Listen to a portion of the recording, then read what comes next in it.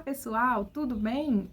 Hoje a gente está aqui nessa live estreia, que foi a melhor forma que eu encontrei de conversar com vocês, estar mais presente e me organizar também para falar sobre, hoje, os 7 passos que vão ajudar você a engajar a criança nas suas propostas pedagógicas.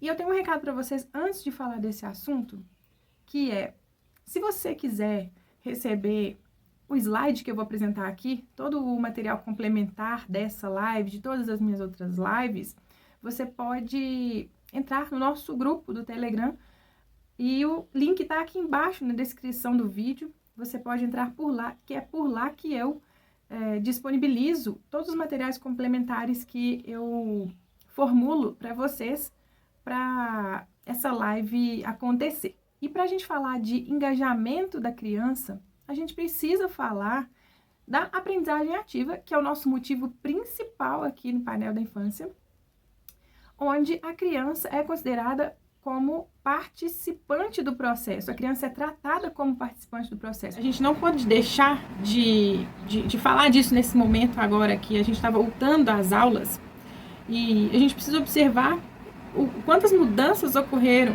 nesse sistema educacional desde que a pandemia começou, né? Já vinha com uma iminência de mudança, com um desejo de mudança por conta das próprias metodologias, dos próprios estudos que foram se avançando e chegando-se à conclusão de que era necessário inovar, que era necessário mudar, que era necessário ouvir mais a criança, que era necessário considerar melhor o que as crianças traziam para dentro da escola, né? Nem vou dizer para dentro da sala. E por que a gente fala de aprendizagem ativa? É justamente para a gente reafirmar essa ideia de sair da passividade mesmo, de sair daquela passividade antiga que provavelmente você presenciou e vivenciou isso na escola, eu também, aquela coisa de unilateralidade, né? O professor fala e o aluno escuta. Na aprendizagem ativa a coisa acontece diferente, as duas partes elas aprendem, as duas partes falam, as duas partes escutam. Não que esse movimento de aprendizagem passiva ele tenha sido tão radical nos anos em que eu estive na escola, nos anos recentes, aí 20 anos atrás, quero dizer, não que isso tenha sido tão radical, já estava começando já um movimento de mais escuta, de mais participação das crianças e dos alunos nas aulas, né? Alguns professores já estavam despertos para isso, mas agora, depois dessa pandemia, isso está brotando da nossa terra, está fértil agora também essa terra para a gente poder jogar essa semente dessa ideia de participação, dessa ideia de protagonismo da criança. Então é nisso aqui que eu quero apertar os parafusos para a gente poder ajustar a nossa conversa e falar sobre como que a gente promove mais esse tipo de movimento dentro das escolas, como que a gente promove mais esse tipo de movimento dentro da inclinação de cada professor, de cada profissional que está ali trabalhando, de cada instituição que está promovendo a educação para as crianças. A educação ela já saiu do lugar de só aprendizagem acadêmica, né? A aprendizagem acadêmica é importante, é muito importante. Inclusive, ela é a base das nossas escolas. Isso vem da escola tradicional, que é o berço, é onde a gente nasce, é onde a escola nasce, né?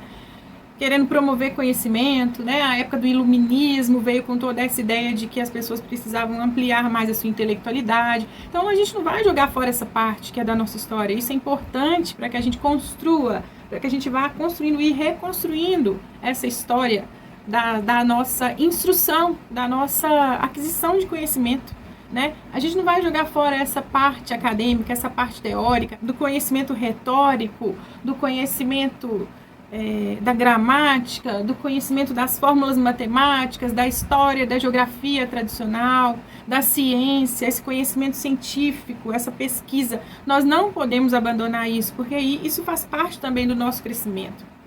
Mas o que a gente está precisando de reformar é como a gente transmite isso, porque a geração ela já não é mais tão passiva quanto antes. As crianças já não são mais tão só receptivas, elas vêm nos apresentando cada dia mais desafios no que toca a nossa transmissão de conhecimento, né? As crianças estão mais questionadoras, elas não aceitam as coisas mais com tanta disciplina, com tanta receptividade quanto aceitavam antes.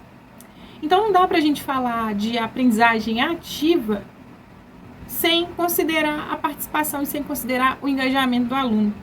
Porque o que acontecia antes era que a criança ela ia para a escola só para receber aquele conhecimento e depois reproduzir aquilo de uma forma genérica, diríamos assim. Ela fazia o exercício e fazia a prova, se tirasse a média bacana para considerar que o conhecimento estava consolidado, isso estava satisfatório, isso estava ok. Só que hoje a gente considera isso justamente para fazer a prova, né? Justamente para fazer a prova.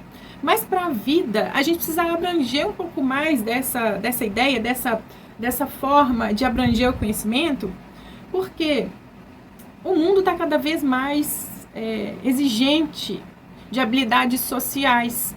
A criança ela não consegue sair lá do ensino médio só sabendo matemática, português, história, geografia, biologia, física, química. Só isso não é suficiente.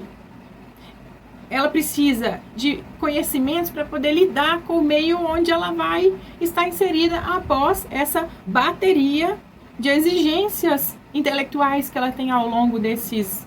Quantos anos aí? Mais de 18 anos na escola, né? Quantos anos? Quantos anos a criança fica na escola?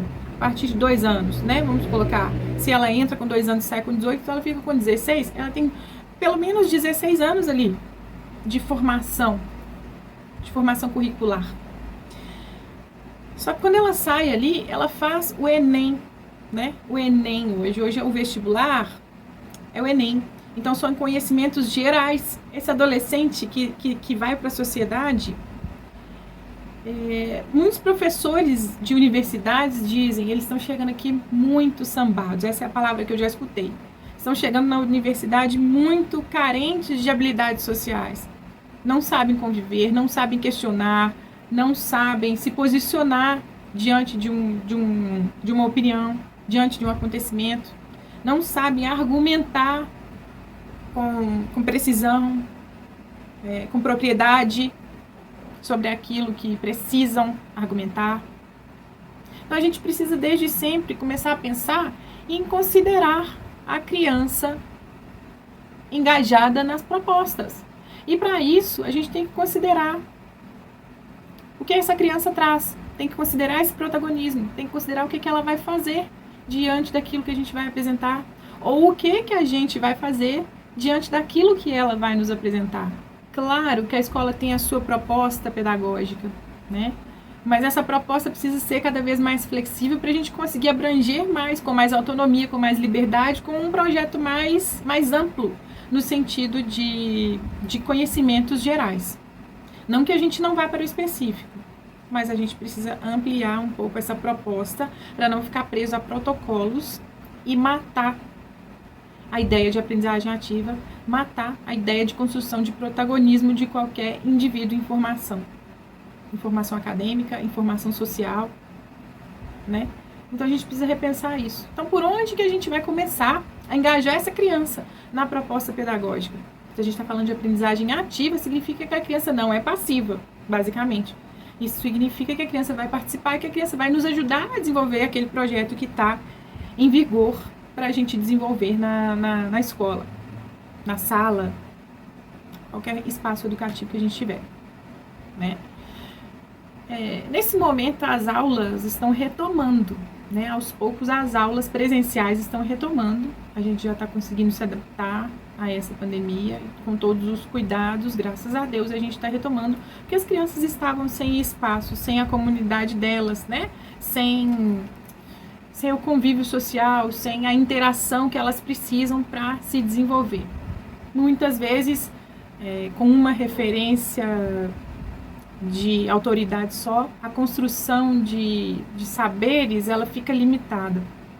Então, considerando que a gente está voltando a essa ativa depois de uma mega virada em todos os nossos sistemas, né, principalmente o nosso sistema de comunicação, a gente vai pensar que como que essa interação ela é importante. Todo esse tempo que a gente ficou em distância física, nessa falta de interação cara a cara, pele a pele, mostrou pra gente o quanto é importante o vínculo e essa interação social para as crianças, principalmente, porque elas estão em formação e muitas vezes, até 12 anos de idade, elas não têm um nível de abstração para entender essa relação aqui pela tela. Essa relação que eu tenho com vocês aqui é uma relação abstrata. A pessoa fala do lado de lá, eu escuto do lado de cá. Mas para mim, como adulta, isso eu já entendo todas as nuances dessa comunicação. Eu já entendo os gestos, eu já entendo os silêncios, né? Eu já entendo as expressões, porque eu já vivi isso concretamente na minha formação como humana, né? Mas a criança não, ela ainda não consegue desenvolver esse tipo de abstração, né? Eu não posso generalizar, nem todas as crianças não conseguem, mas é difícil para todas interagirem dessa maneira com qualidade e com consistência. É difícil, não é fácil. As crianças, elas não conseguem assimilar muito bem esse tipo de relação online, né? Mas eu não vou falar a distância, porque a gente pode encurtar a distância se a gente tiver uma qualidade de relação legal mesmo aqui, por essa via.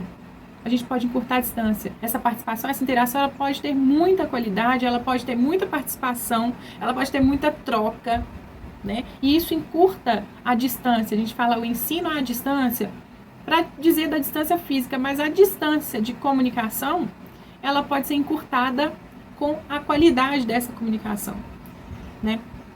Então, quando a gente pensa em engajar a criança nas nossas propostas pedagógicas, a gente está falando de qualidade de comunicação. Isso independe da distância física, né? Isso independe se a interação é presencial ou se ela é online. Quando a gente fala de relação, quando a gente fala de comunicação, a gente precisa investir, né, na qualidade dessa relação. Para muitas crianças, isso vai valer muito, porque para algumas a relação voltou a ser pele a pele.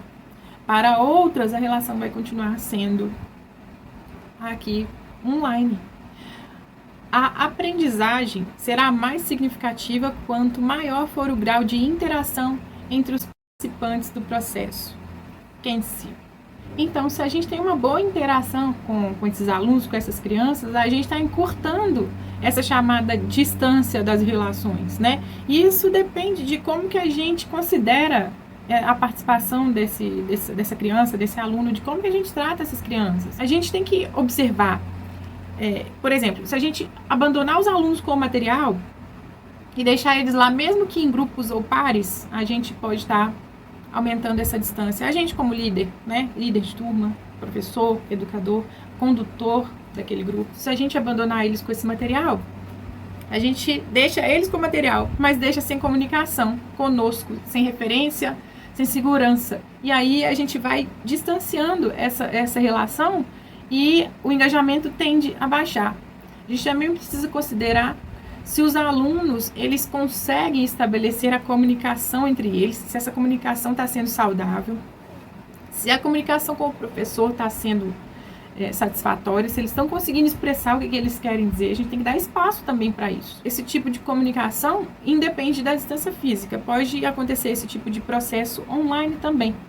E aí, a gente vai observar mais a qualidade dessa interação do que o formato da interação. Porque nesse momento, a gente não está podendo escolher, a gente está fazendo o que é necessário e o que é permitido também pela situação. A gente já está podendo fazer uma coisa meio a meio, né? Já está podendo fazer um ensino híbrido, já está podendo fazer um ensino só presencial e depois atender outras crianças, em particular no online. Então, a gente está com vários formatos de interação.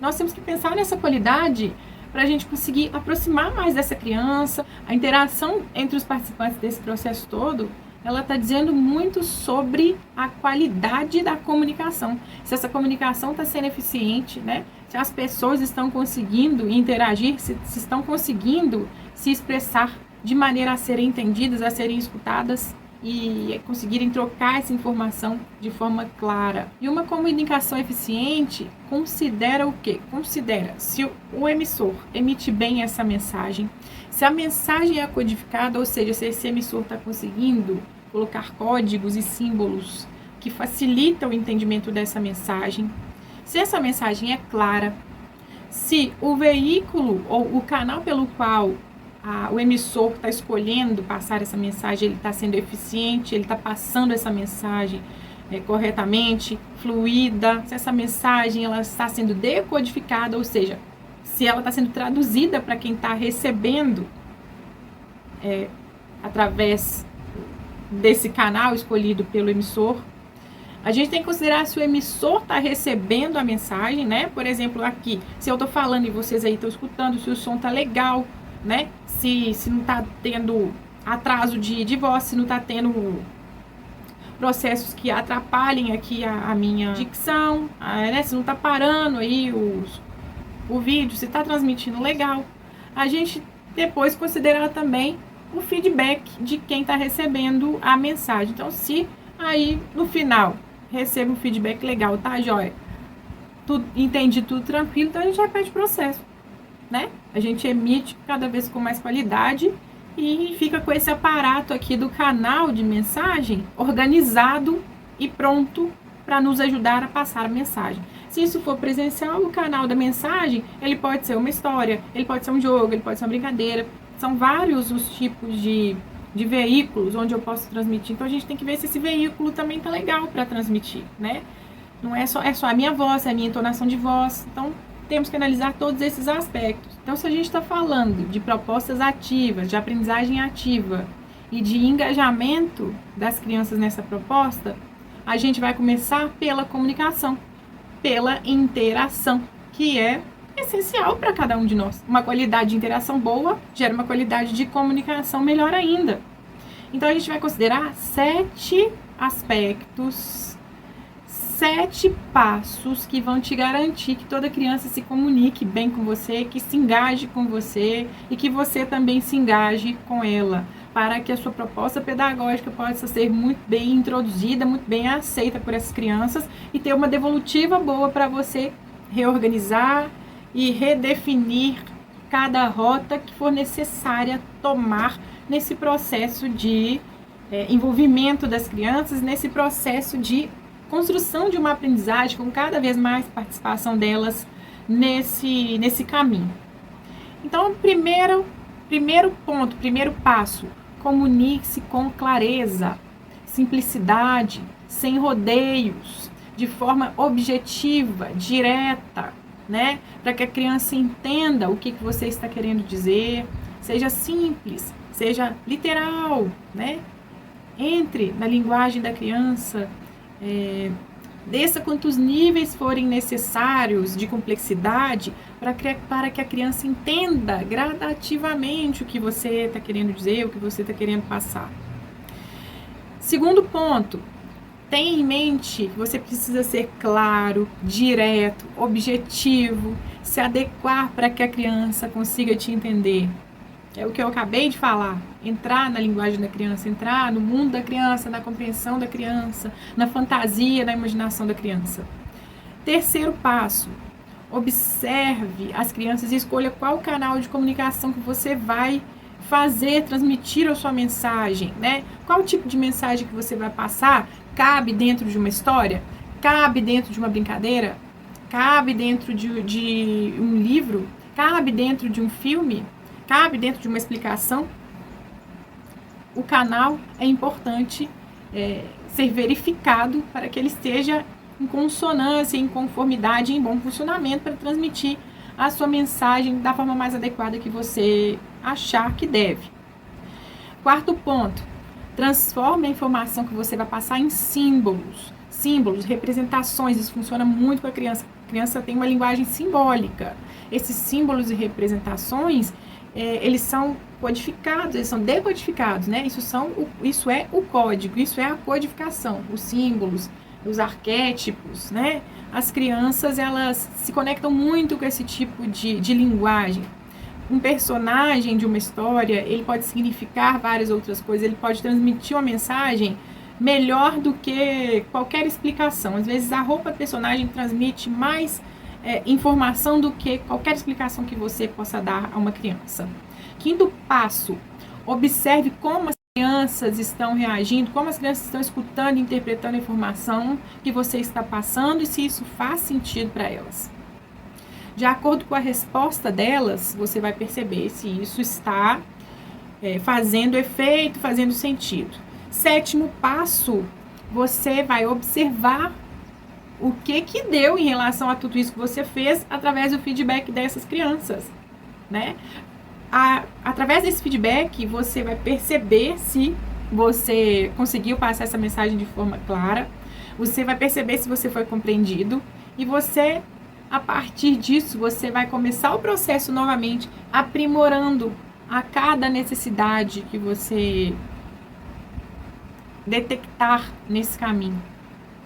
Então, meus queridos, minhas queridas, como engajar, como começar, por onde começar a engajar uma criança na proposta pedagógica é pela qualidade da comunicação. A qualidade da comunicação, ela define um pouco a qualidade da resposta que você tem. E a qualidade da resposta melhora o seu processo. Todo engajamento, ele começa com uma boa comunicação e o que vai interferir na qualidade da sua interação com essa criança. Lembrando, o protagonismo da criança, ele vai partir do espaço que você der para essa interação, do espaço que você der para essa criança se comunicar, interagir, se expressar, decodificar a sua mensagem e te responder. O feedback é a resposta para o seu recomeço de comunicação e de interação com a criança. Então, considere isso em todo e qualquer contato que você tiver com a criança, porque a comunicação é a porta de entrada para a interação, e a interação, ela é o veículo para a sua proposta pedagógica funcionar. Dito tudo isso, agradeço a presença de vocês até aqui, e no próximo vídeo a gente continua conversando sobre aprendizagem ativa. Se quiserem deixar sugestões, deixem no comentário, que com certeza eu vou estar considerando isso para melhorar cada vez mais a nossa interação e ajudar vocês cada vez mais nesse conhecimento, para que ele seja ampliado e reproduzido para cada vez mais um número maior de pessoas. Não se esqueçam de baixar o material complementar lá no Telegram, o link está aqui embaixo, lembrando. E para que essa informação chegue a mais pessoas, curta e compartilhe esse vídeo para que a nossa mensagem ela cresça junto com a vontade de fazer uma educação diferente e criativa e inovadora, onde as crianças estejam felizes e os professores também.